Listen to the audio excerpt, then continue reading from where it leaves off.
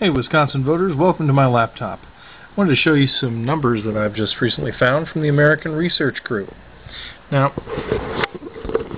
if you're a voter in the upcoming GOP primary in Wisconsin, and you think, well, I have to vote for McCain, or the race is already decided, why vote, or I'm going to go vote for a Democrat, or whatever else, I want you to recognize that you have a choice, you have a voice, and that Mike Huckabee is a real contender in your state and is only going to increase in momentum. And it's up to people like you to make your voice heard and to make a decision about where your state is going to go in terms of its vote in the primary, and where your delegates for your state are going to go. Let me show you these numbers here.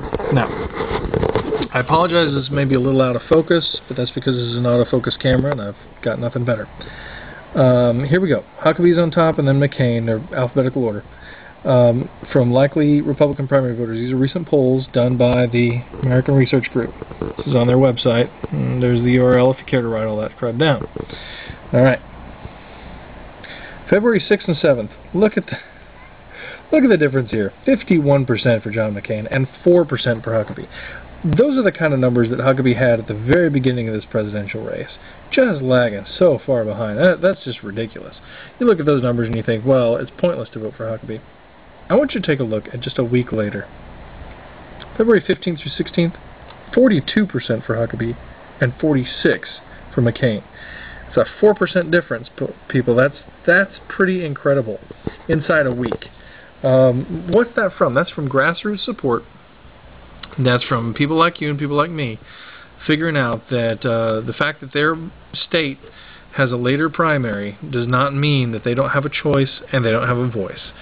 It indicates that people are realizing that their vote counts and that they don't have to accept the status quo. They don't have to accept what the media tells them, and they don't have to, take a second place status because their primary is later than some other people's.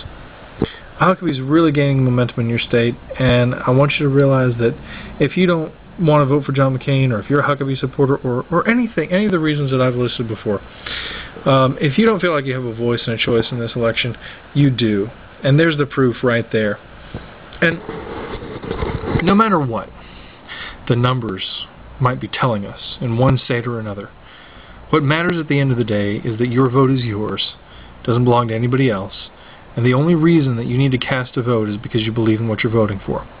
So I encourage you to go to MikeHuckabee.com, go to HucksArmy.com, and check out these websites. Check out the Huckabee 101. Learn more about him.